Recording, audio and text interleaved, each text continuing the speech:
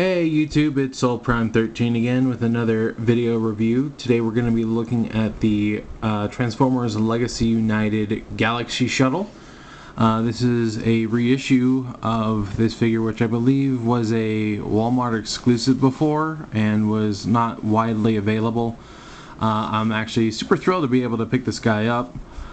First we'll take a quick look at the box here. There we have the Space Shuttle mode. Here we got some artwork of Galaxy Shuttle, getting some screaming going. We got that Legacy artwork here on the side, Legacy logo, legal jargon, and here we have some product shots. As you can see, he is a triple changer. He's got train, space shuttle, and robot. And he is a retool of the, I believe it was Kingdom Astro Train? War for Cybertron Trilogy Astro Train. And kind of a funny story, I'd probably have to say that Astro Train is my favorite triple changer, but this is the only one of that mold, or any Astro Train mold that I currently own, ironically. One of the reasons I'm really happy to get this version is because growing up, I had the Japanese black and white toy G1 Astro Train, so to get him in black and white is a plus, because that's how I remember him growing up. We do have some lovely instructions here, and he does have quite a bit of extra gimmickry going on.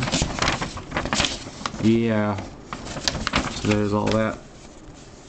Big thing is that he comes with several weapons and this sort of platform slash train add-on car. We'll go ahead and pull this off if it'll let go.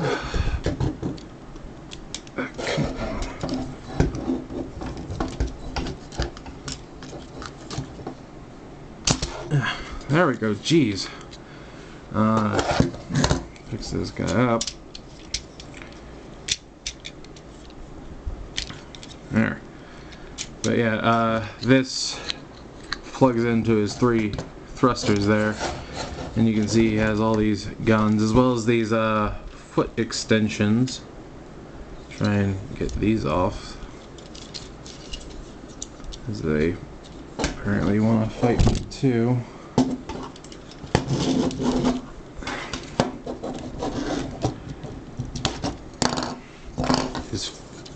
The ports on his feet are especially snug.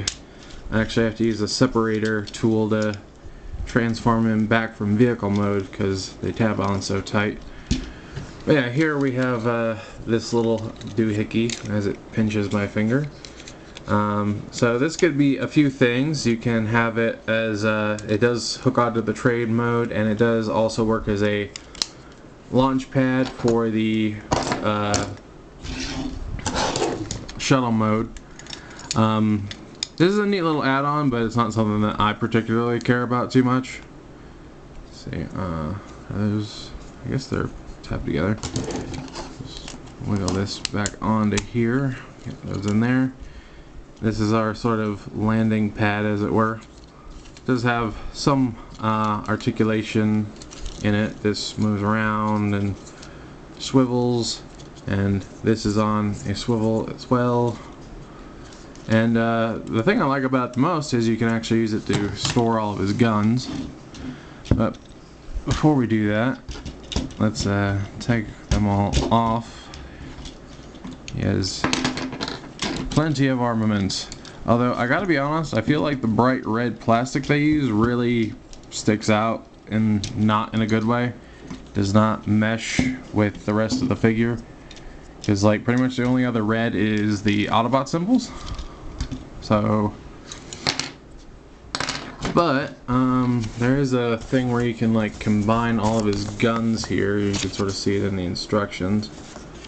But yeah, if we see, looks like, yeah, you take this black gun and then this one that's sort of a Gatling gun, and you can plug it on here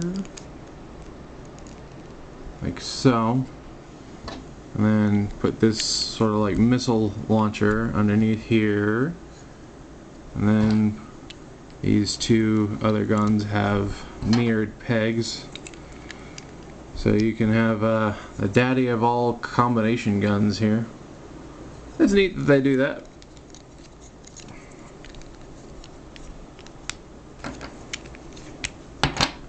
But to store these in the let's get these instructions out of the way. So you can take this and it just plugs into this port right here. Then you take this, plug it in here. It's a little bit loose, but you don't want to put it all the way in because you kind of need it to sit over the top. Oops, see, I squished it a little too much. But yeah, you kind of want to sit it over the top like so. Fold this up, and then for this, you because like I said, they have mirrored pegs. You plug one in on this side, and then the other one in on this side. And what you do is you fold this up like so, and this will sort of tab into the top.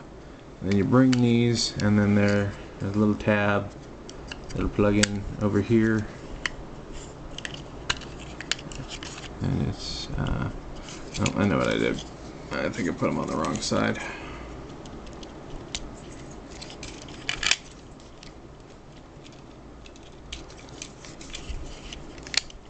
Yeah, I did. They were not lined up properly. So it should close fine now. Yeah. You're just being difficult.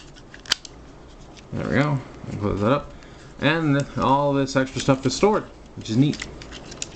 And then, yeah, in train mode you can plug this in the back, but I don't really care to do that because it doesn't match with the blue and the silver because the train is pretty much completely black. But this is a neat little thing that they have still included, but we'll put that off to the side. And here is the main figure, and I really do like his deco. Got a nice head sculpt here with a blue visor and a silver face. Reminds me a bit of Jazz, and I know it's not Jazz. Yeah, calm down. But it reminds me of him a bit. Some little red there on the shoulders. Some nice metallic blue here. Got Autobot symbols on the wings and here in the front. On the back there's some train kibble, but nothing too crazy. As far as articulation goes, his head does seem to be on a limited ball joint, but you do get plenty of wiggly waggly. We do get 360 at the arm, but you do have to take the wings into consideration. But they move around enough that you can get the full 360. You can go up that far. It does have a full double jointed elbow, so plenty of range there. It does have a full bicep swivel, and does have up and down at the wrist, but that's mostly for transformation. Got a full 360 at the waist. These hip skirts can move forward, so you can kick that far forward. You can only kick a little ways back because of the wings, and the back skirts don't move. Can kick that far out to the side. Do get about a little under 90 degrees at the knee. And then we do have some ankle movement. And if you really want, you can untab these and move the foot up and down, but it looks kind of weird. But yeah, there is that. We'll do a quick size comparison here with our other leader triple changer from this pack, Wave, Overcharge. And here he is with Tarn, this is the reissue Tarn that just came out, so there's an idea of how big he is.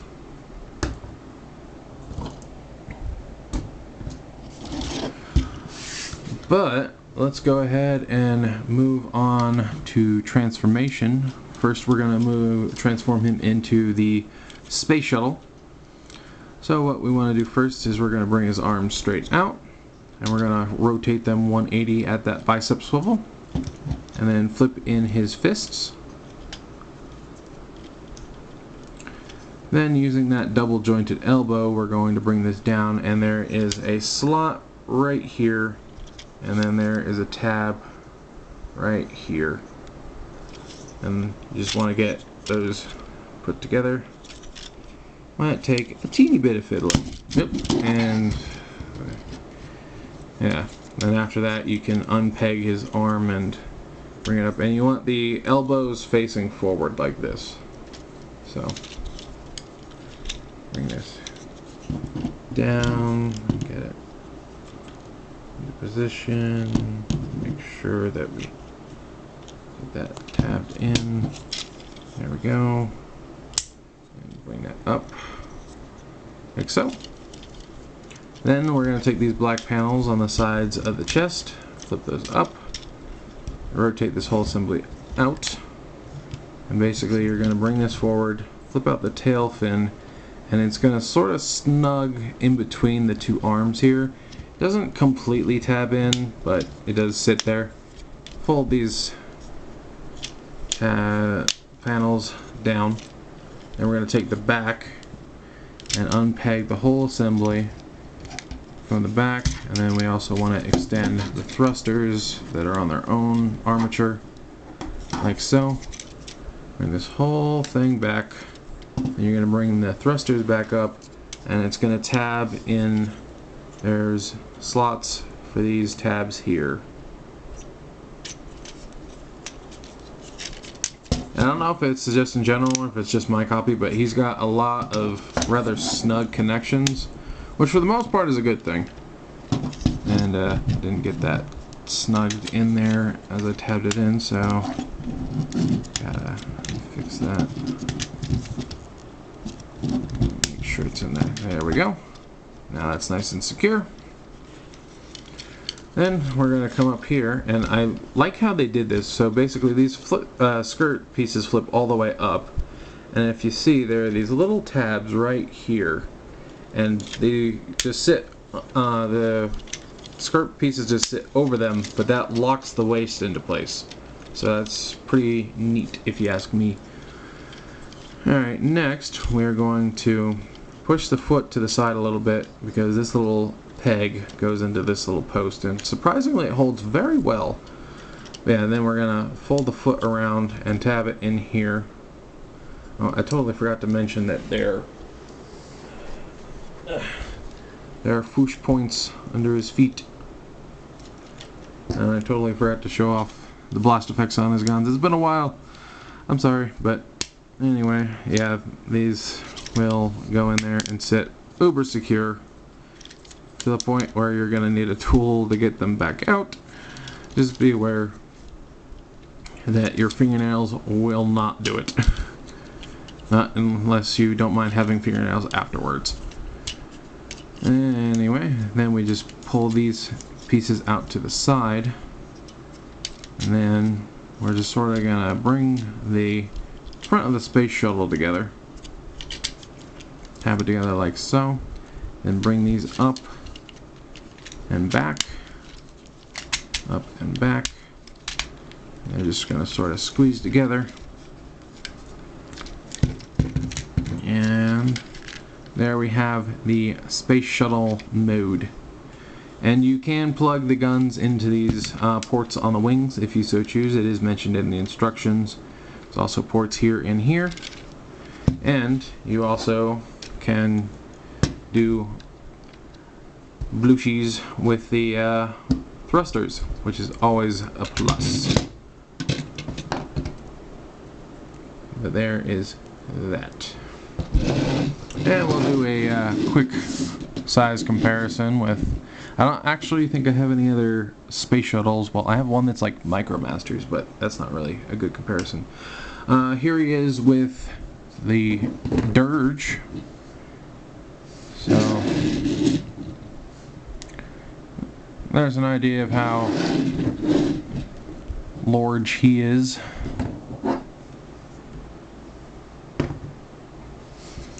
But yeah, very nice shuttle there. Given this part does have a bit of gappiness to it, it's not perfect, but you know, I don't expect a triple changer to be, you know, super perfect. They have to, you know, accomplish a fair bit. So, but overall, I do enjoy it. So there is that.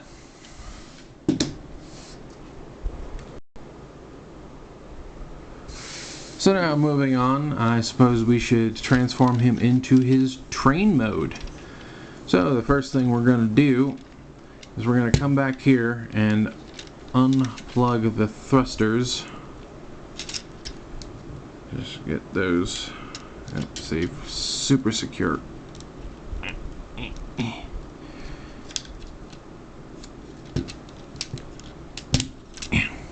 There we go. And then we're going to fold this whole assembly back forward like so, and then clip it back into place. Then we're going to put those thrusters back, tap them back in like so. Then we're going to separate the legs and the outer leg panels. We're going to take the space shuttle cockpit and rotate it around. And then there's these choo-choo smokestack pieces that rotate out from inside of the cockpit. Then you want to come here to this piece right here, and you can sort of see there's a slider, because you want to bring this down. It can sort of be a pain in the butt to get it to start. There we go. And you want to make sure it clicks into place. And clicks into place. And you can bring that back together.